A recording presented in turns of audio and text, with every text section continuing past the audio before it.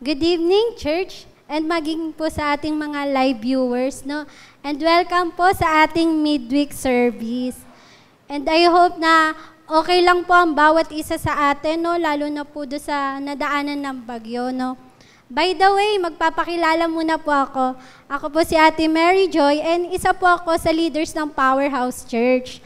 So, bago po tayo mag-start, no, hingin po natin yung pagsama ng Panginoon, no, ngayong gabi. So, let us pray po. Yes, Father God, we honor you, we glorify your name, Panginoon, Lord God. Lord, maraming salamat, Panginoon, Lord God, sa opportunity, Panginoon, Lord God, na binigay niyo po sa akin ngayong gabi, Panginoon, Lord God.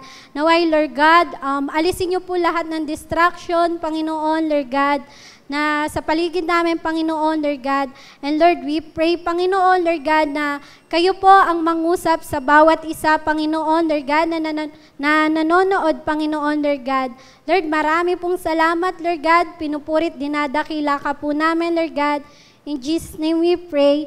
Amen and amen. No? So, ang topic po natin ngayong gabi is about soul winning. No? So, ano nga po ba yung ibig sabihin ng soul winning? So, sabi po, ang soul winning daw po is, soul winning is preaching the word of God, giving someone an opportunity to give their lives to Christ and save them from going to hell, no? Sabi dito is, tayo pala yung magtuturo sa mga tao para magkaroon din po sila ng opportunity na mailapit din sa Lord at maligtas po sila, no?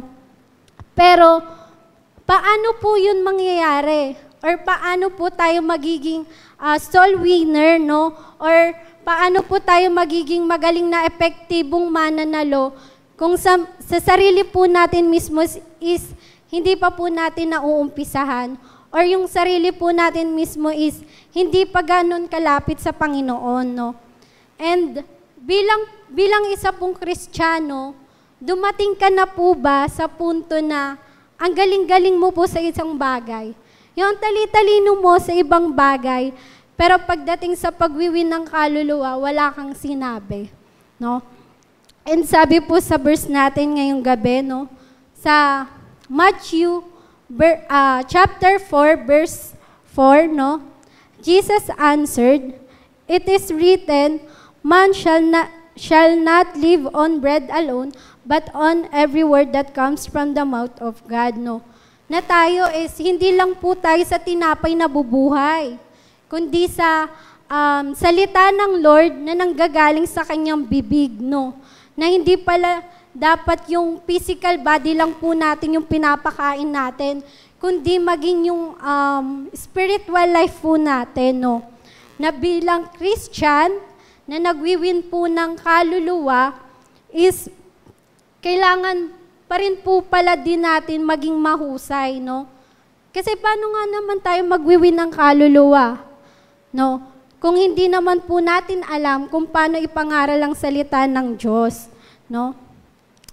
And ang title po natin ng message natin ngayon is about epektibong mananalo. And sabi po sa Zechariah chapter 4 verse 6, no?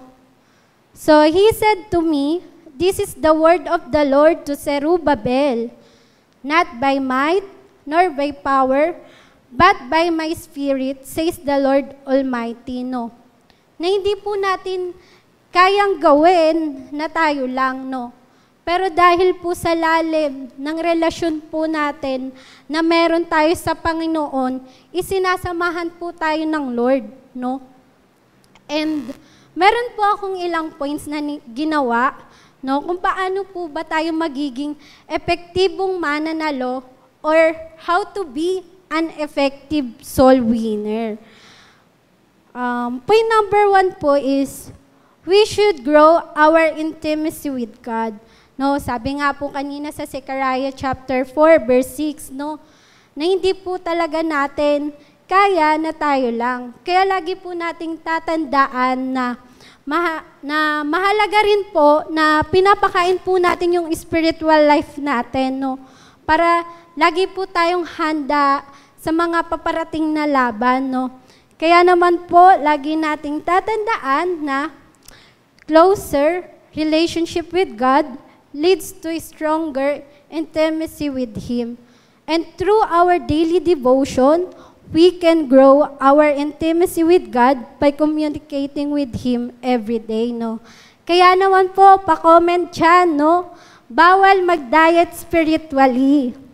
And point number 2 po is, we should not let our spirit weaken, no?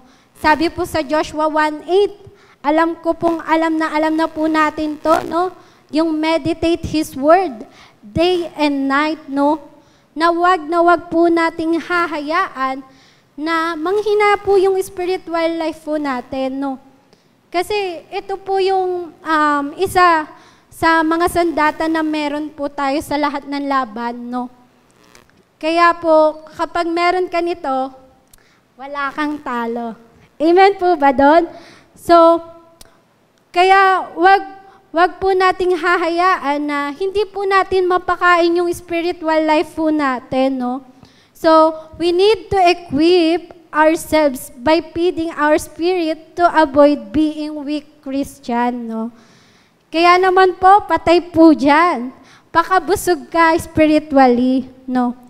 And lastly po is, we should train and equip ourselves, no? Sabi po sa 2 Peter, chapter 1, verse 5 to 8, no?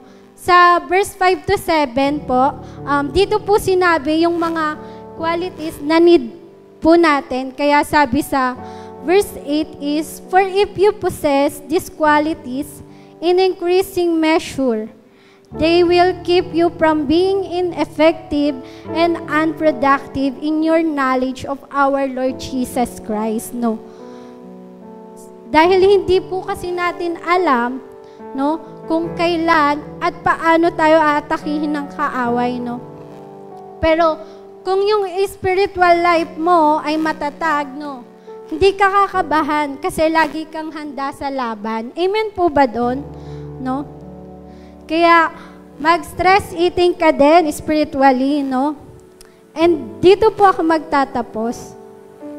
Sabi po sa quotes na nabasa ko, by Bishop Justice Bentil, no?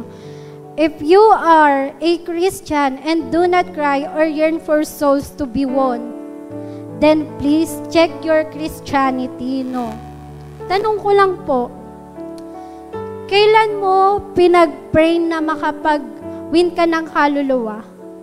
Or pinag-pray pa po ba talaga natin na makapag-soul win tayo? No? Kasi as a Christian, ito po yung general calling natin. At bilang Kristiyano, ito po yung mahalagang utos ng Panginoon sa atin, yung soul winning, no? Kaya kung sa tingin mo, hindi ka na nakakapag-win ng kaluluwa, check mo yung buhay pananampalataya mo, no? Baka kasi, wala ka na sa vision na meron tayo, no?